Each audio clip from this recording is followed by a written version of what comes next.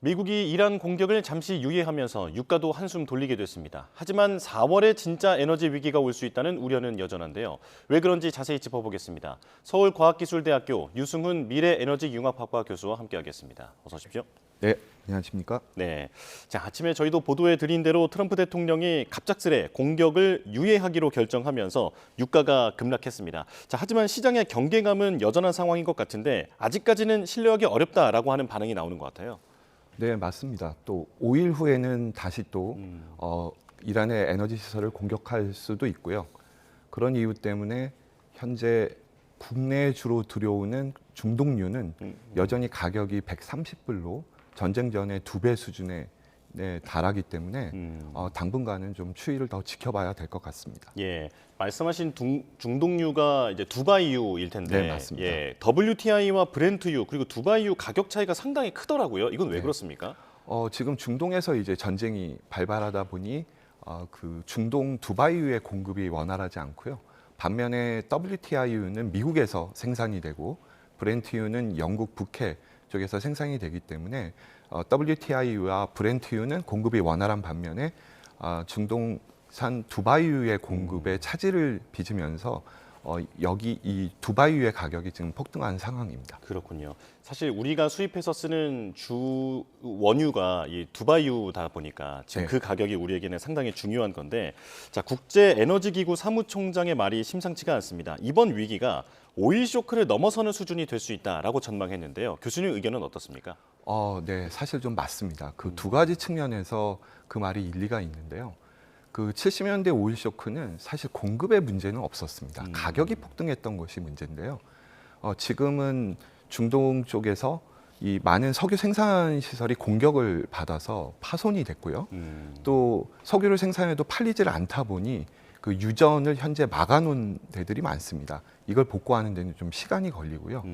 그리고 70년대 오일 쇼크는 석유에서만 문제가 발생했는데 인류는 그 이후로 천연가스를 사용을 하게 됩니다. 예. 그런데 현재 천연가스가 또 중동에서 많이 생산이 되고 특히 전 세계 그 LNG의 물동량의 약 20%가 호르무즈 해협을 지나는데 그게 공급 지장을 받으면서 이제 북반구에 있는 나라들은 당장 난방을 안 해도 다행이긴 한데 이제 여름철에는 전기를 생산하는데 천연가스를 써야 되기 때문에 에어컨을 위해서요. 네, 맞습니다. 그래서 지금 좀 긴장이 높아져서 있는 단계고요.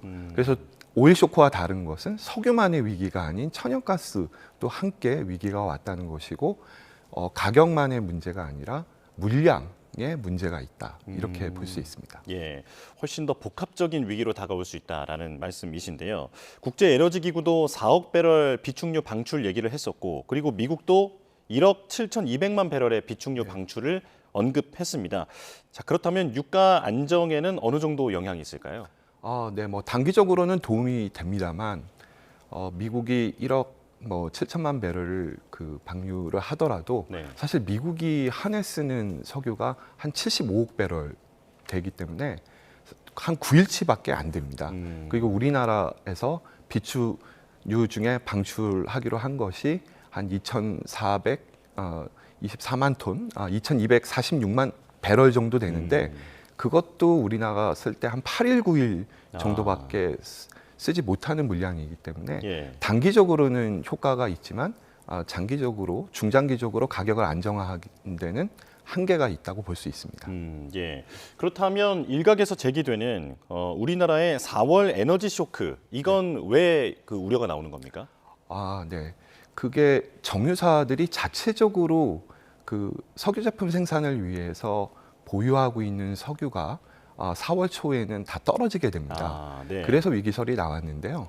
근데 그 정부와 또 민간 정유사가 비축하고 있는 물량이 약 1억 9천만 배럴이 있고 그리고 그 우선 구매권을 행사할 수 있는 그 산유국의 정유사가 국내에 저장해 놓은 물량이 있습니다. 네. 그게 약 2천만 배럴이 있어서 국내에 총 있는 양은 한 2억 1천만 배럴이고 또 UAE에서 2,400만 배럴이 들어오기로 되어 있기 때문에 이 물량들을 다 쓰면 한 3달 정도는 문제가 없습니다. 예. 따라서 4월 위기설은 괜찮을 걸로 판단이 됩니다. 아, 그렇군요.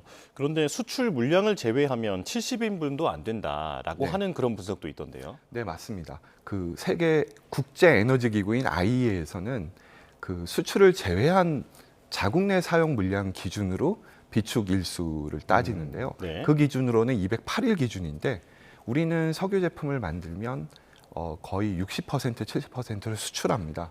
그걸 감안하게 되면은 실제 사용할 수 있는 일수는 한 70일 이내가 되고요. 그런데 이번에 또 그 UAE에서 추가로 2,400만 배럴이 들어오기로 했기 때문에 현재 확보된 그 석유를 따지면은 90일, 즉 3달을 쓸 수 있는 양입니다. 아, 그렇군요. 그러니까 교수님께서 보시기에도 4월 위기설은 그렇게까지 현실화할 가능성은 낮아 보인다라는 말씀이실까요? 네, 맞습니다. 그렇다면 그 이후는 어떻습니까? 그 이유는 현재 보장이 된 건 없습니다. 네. 다만 정부는 계속해서 추가로 석유를 확보하려고 하는 노력을 하고 있고요. 만약에 그 3개월 이내에 전쟁이 끝나게 되면 유가가 안정화되고 또 중동에서 석유가 들어올 수 있기 때문에 뭐 우리가 큰 걱정은 하지 않아도 된다. 이렇게 볼 수 있습니다. 예. 자, 에너지가 지금 우리가 전기를 발생시키는 용도 말고도 그 석유에서 나오는 부산물들로 플라스틱을 만드는 것 아니겠습니까? 그렇습니다. 그래서 나프타가 중요하다라는 얘기를 하는데 지금 LG화학도 공장을 가동을 중단한다라는 보도가 나오더라고요. 지금 나프타 공급 현황이 어떻습니까? 네, 그 석유를 정제하면 14가지 제품이 나오는데요. 그 중에 하나가 나프타입니다. 네. 이 나프타는 그 일종의 뭐 이 산업의 쌀과 같아서 이 나프타로 에틸렌을 만들고 에틸렌으로 약 3,000가지 정도 제품을 만드는데요.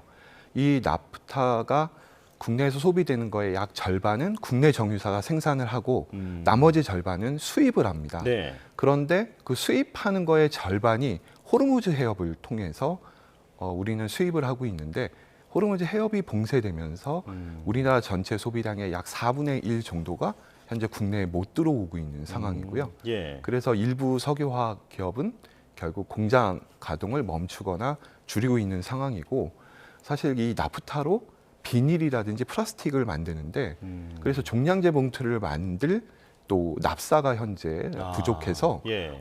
조만간 종량제 봉투의 공급도 차질을 빚을 거다라고 하는 걱정을 할 정도로 나프타는 우리에게 굉장히 소중한 자산인데요. 예. 결국 우리나라 정유사들이 만든 나프타도 해외로 많이 수출이 되는데 그래서 정부는 그 수출 물량을 좀 통제를 하고 국내에서 우선적으로 활용하는 방안도 고려하고 있는 것으로 알고 있습니다. 예. 그렇다면 지금 앞서 교수님께서 짚어주신 대로 우리나라는 두바이유, 그러니까 그 호르무즈 해협을 통과하는 기름을 주로 받아다 쓰고 있는데 이 기름을 공급처를 좀 다변화해야 하는 건 아니냐라는 얘기는 예전부터 나왔었거든요. 그런데 현실적으로는 좀 어렵다면서요? 네, 맞습니다. 사실 중동산 두바이유는 전 세계 석유 중에서 가장 질이 안 좋고 쌉니다. 아, 그렇군요. 그거를 우리는 들여와서 아주 고품질의 제품을 만들고 있고 국내 정유사들이 휘발유, 경유, 그 항공유를 만드는데 그 공장 출고 가격은 OECD 국가 중에서 가장 낮습니다. 그렇군요. 즉 싼 저질의 석유를 가지고 고품질의 부가가치가 높은 제품을 만드는데 특화되어 있는데 그 설비가 전부 중동산 두바이유에 맞춰져 있다는 것이 문제고요. 그래서 도입선을 다변화해서 예.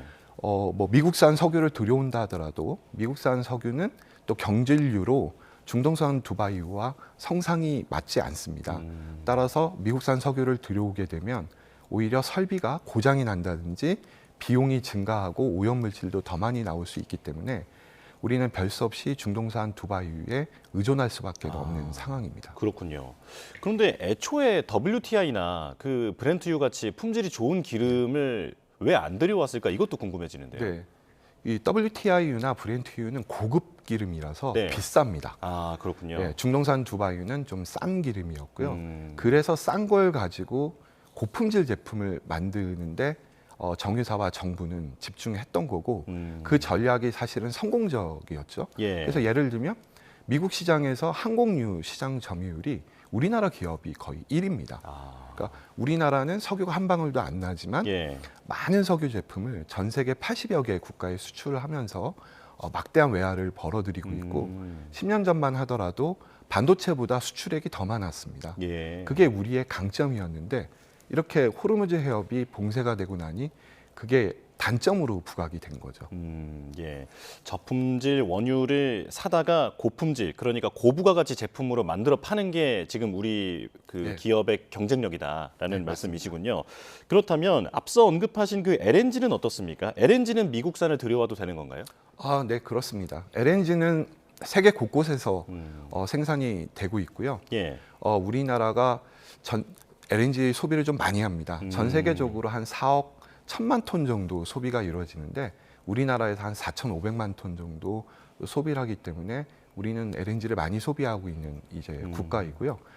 중동에서 오는 물량이 차질을 빚는다 하더라도 뭐 미국산 LNG도 있고 호주산 LNG도 있고 예. 말레이시아산, 인도네시아산 LNG가 있기 때문에 이것은 도입선을 다변화해서 얼마든지 들여올 수 있습니다. 문제는 이제 가격이 문제인데요. 그 전쟁 발발 이전과 비교하면 국내에 들어오는 천연가스 가격도 지난주 금요일 기준으로 보면 2.2배로 오른 상황이기 때문에 네. 빨리 중동 전쟁이 끝나야 우리도 LNG 가격 폭등의 어떤 부작용을 막을 수 있습니다. 예. 전기 생산 비용은 올라가는데 또 엊그제 한전이 그 2분기 전기 요금을 동결했습니다. 이건 불가피한 결정일까요? 네, 그렇습니다. 뭐 한전은 사실 여력은 없었습니다만 왜냐하면 부채가 현재 118조에 달합니다.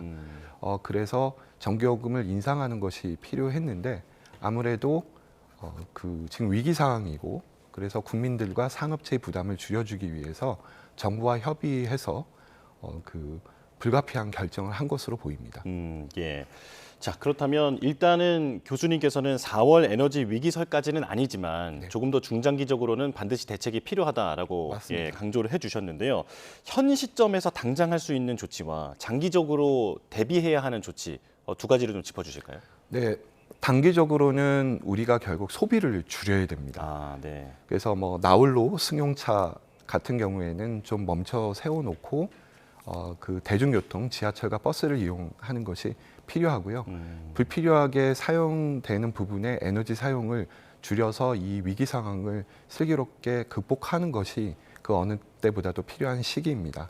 장기적으로는 결국 석유는 도입선 다변화를 해야 할 겁니다. 네. 그렇다면 미국산 경질유를 활용할 수 있는 플랜트를 추가로 지어야 될 것이고요. 다만 정유사가 그럴 만한 여력이 충분하지 않기 때문에 호주처럼 정부 재정을 좀 투입해서 미국산 경질유를 정제할 수 있는 추가 플랜트를 우리가 확보하고 건설하는 것이 에너지 안보를 지킬 수 있는 수단이라고 판단됩니다.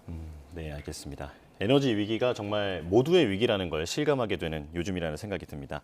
자, 유승훈 서울과기대 미래에너지융합학과 교수와 함께했습니다. 고맙습니다. 네, 감사합니다.